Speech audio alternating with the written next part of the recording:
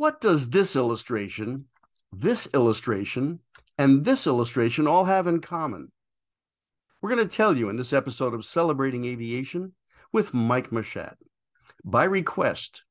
And my special thanks to friend and fellow McDonnell Douglas veteran Vic Saney for the idea for this presentation. What these images have in common, along with this photograph, is that they all represent BIZJETS. We're going to talk about the first generation, the first 10 years from 1956 to 1966. You'll see aircraft from these countries. And before we climb aboard and jet into the stratosphere, let's look at some history. From the 1930s, aircraft were used as the time machines that allowed corporate executives to conduct business in a much more efficient manner. Purpose-built executive transports, such as the Douglas Dolphin in 1930, the Beechcraft Staggerwing, the Grumman Mallard, and the Aero Commander series all allowed executives to fly around the country and conduct business much faster than ground transportation. Here's the Cessna 620 in 1956. How did they come up with that number? Oh, it's 2 310s. Good one. In many cases, military aircraft lent themselves to the role of corporate transports. In this case, the Beechcraft C-45, and this is the transport version, and that became the D-18 Twin Beech. However, after World War II, twin-engine bombers, because of their high speeds, were also converted into corporate transports. The Douglas A-26 Invader became the on-mark Marksman. The B-26, with its 285-mile-an-hour top speed, became this aircraft for corporate use. And believe it or not, the Douglas B-23 Dragon, also 285 miles an hour, and it became this airplane for corporate usage, the only converted World War II bomber to allow a stand-up cabin. In many cases, airliners were converted to the corporate role, like the Lockheed Model 14 Lodestar. Bill Lear modified a Lodestar into the Lear Star. We'll see other airplanes from Bill Lear later in the program. D. Howard had the 250, pretty radical-looking machine, and the Howard 500, which was powered by massive Pratt & Whitney R2800 engines, which gave this airplane a top speed of 410 miles per hour. But now the jet age begins. The world's first jet aircraft, designed exclusively for private executive use, was the Morane-Saulnier MS-760 Paris jet.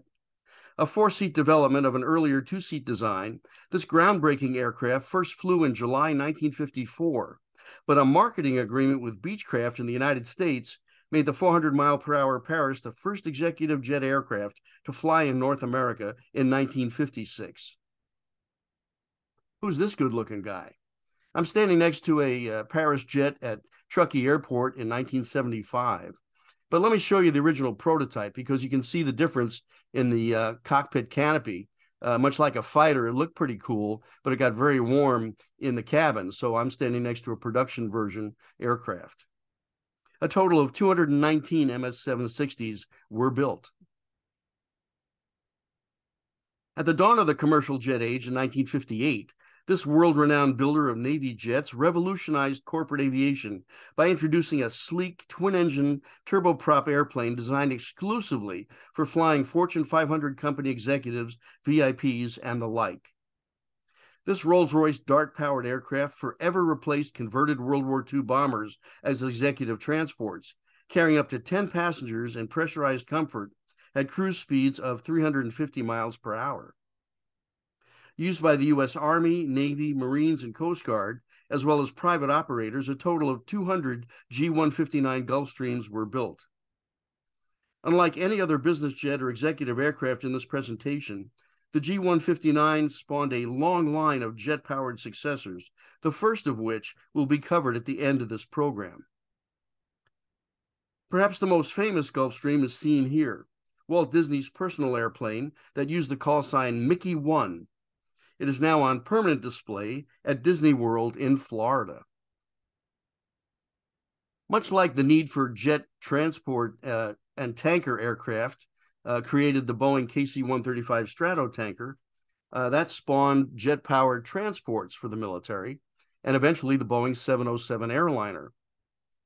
Well, piston-powered military transports were also in need of being replaced by jets, and the winner of the UTX, or Utility Trainer Experimental Competition, was the twin-engine Lockheed Jetstar, which first flew on September 4th, 1957.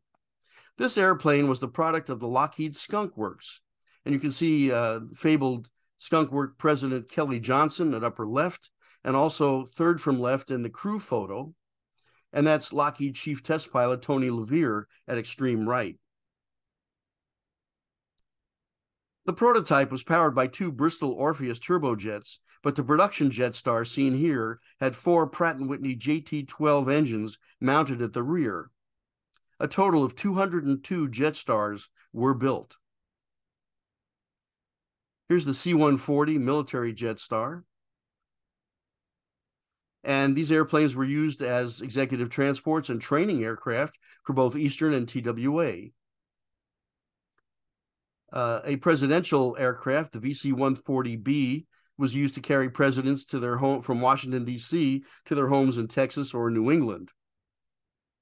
But perhaps the most famous Jetstar is Elvis Presley's Hound Dog II, seen here on display near Graceland at Memphis, Tennessee. Next up is the North American T-39 Sabreliner. Here's the Dayglow orange version. This airplane first flew on my 11th birthday, September 16th, 1958. And I have a very warm spot in my heart for the Sabreliner. It was the first Air Force airplane I ever flew in, from Misawa, Japan, down to Yokota Air Base in Tokyo in 1967. That's the actual airplane, and there's a view in the early morning light. The Civi version, the North American Sabreliner, named after similar wing and tail design to the F-86 Sabre. More than 800 Sabreliners of all different types were produced. Next, the McDonnell 119 and 220. A harbinger of things to come with its acquisition of Douglas Aircraft in 1967, McDonnell's entry into the Air Force UCX, or Utility Cargo Experimental Competition, sought to expand the company's product line beyond military jet fighters. Unfortunately, the 4-engine Model 119 was an opportunity that never reached fruition. Only one was built and flew with interim Westinghouse J-34 turbojets when the intended Pratt & Whitney JT-12s did not materialize in time. The 220 was symbolic of McDonnell's second 20 years in business. Europe's first business jet flew in the United Kingdom in 1962. Like many U.S. aircraft manufacturers, de Havilland sought to expand their product line of military and commercial aircraft with an executive jet transport, and this 8-passenger twin jet fit the bill. However, during the airplane's development, de Havilland was purchased by Hawker Siddeley, and the new jet became the HS-125 before several other corporate iterations came into being, such as Beechcraft Hawker, Raytheon, British Aircraft Corporation, and now Hawker today. A total of 1,720 HS-125s in all variants were built, including modern variants up to the Hawker 800.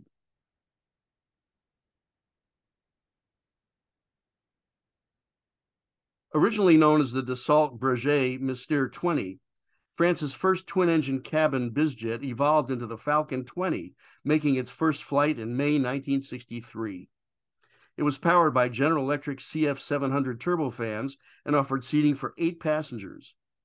A successful marketing development with Pan American World Airways introduced the jet in the United States, and a total of 512 Falcon 20s were built. Among the aircraft's original customers was an American upstart freight company that utilized a new business model in 1971, flying corporate aircraft to shuttle small packages to and from a Midwestern city overnight, guaranteeing delivery of goods anywhere in the U.S. by the next business day. Using a fleet of Falcon 20s converted as freighters, seen here, this company grew into the shipping giant known today as FedEx. Japan's entry into the bizjet arena was a smart-looking twin turboprop from Mitsubishi that made its first flight in September 1963. Called the MU-2, this high-wing tip-tank-equipped transport originally carried 4 passengers with a range of 1,500 miles and an impressive cruise speed of 340 miles per hour. The airplane was also produced by the Mooney Corporation in the United States. A later and larger version of the MU-2 called the Marquis is shown here, with a total of 704 MU-2s of all types being built. Featuring the only forward swept-wing configuration of any business jet, the HFB 320 Hansa jet was a revolutionary design when it first flew in April 1964. It was powered by two 2,850-pound thrust General Electric CJ610 turbojets, which gave the Hansa a cruise speed of 513 miles per hour. Used also by the Luftwaffe, a total of 47 Hansa jets were produced. The Piaggio Douglas PD-808 story is unique in the history of Douglas aircraft, as it was that company's last attempt at building a non-airline, non-military airplane. It originated as a design study at the Douglas El Segundo Division in 1957, designed to compete for the Air Force contract for new light jet transports. However, it was to be built by Piaggio of Italy and marketed by Douglas worldwide. The PD-808 first flew in August 1964, was certified by the FAA in 1966, and all but 2 of the 29 PD-808s built were ordered by the Italian Air Force, which used them for navigator training, airway and nav aid calibration, electronic countermeasures ops, and VIP transportation. Showing unusual longevity, PD-808 served in these roles as late as the year 2000. Meanwhile, back in the United States, an evolutionary airplane resulting from the Aero Commander line, the Model 1121 Jet Commander, turned heads when first introduced in 1963. It was a clean, straight-wing design powered by 2 GE CJ610 turbojets and a low-slung fuselage that made entry to the cabin as well as engine maintenance a breeze.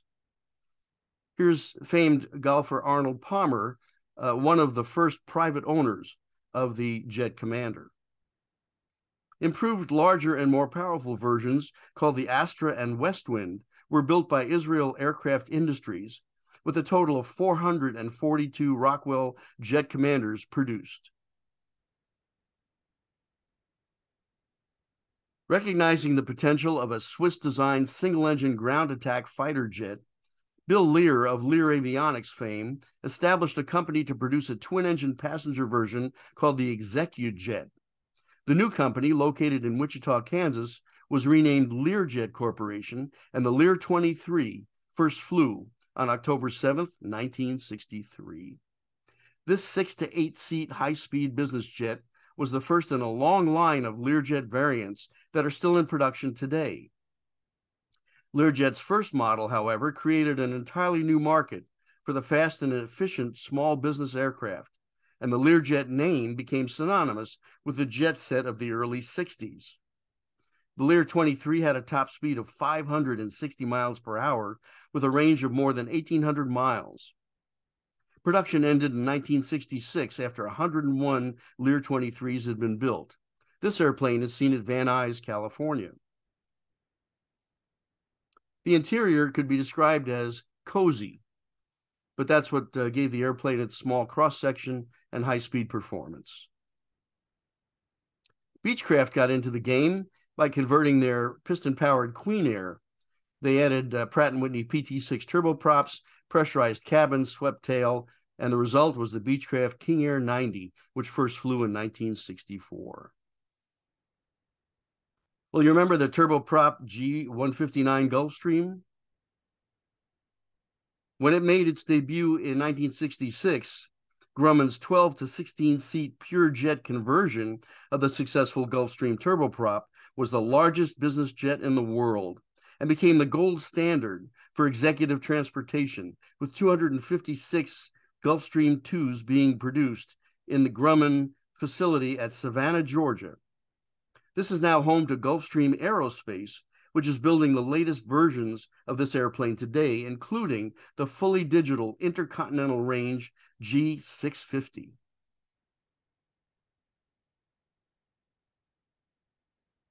A famous G2 used by NASA is the STA, or Shuttle Trainer aircraft, utilized during the shuttle program from 1981 to 2011. The cockpit of this airplane is unique. It's configured on the left side for the shuttle commander to simulate shuttle performance during the final approach. Standard G2 instrumentation and controls are on the right side. Here's the attitude coming downhill. Main gear out, flaps up. This is actually the pre-flare. The approach is even steeper than what you see here. But this airplane was used by shuttle commanders and pilots to practice the approach in the weeks before each shuttle launch.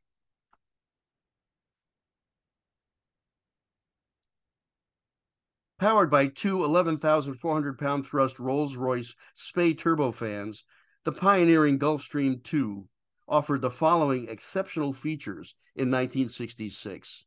Non-stop transcontinental range, multi-stop capability without refueling, a walk-around cabin with stand-up headroom, a 40,000-foot service ceiling, and a 590-mile-per-hour cruise speed.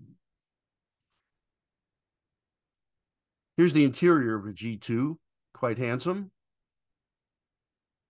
Well, we've seen first-generation BizJets like this, with cockpits like this, and cabins like this.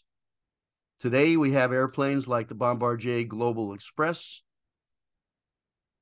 cockpits like this, and cabins like this. We'll be covering these newer airplanes in subsequent episodes.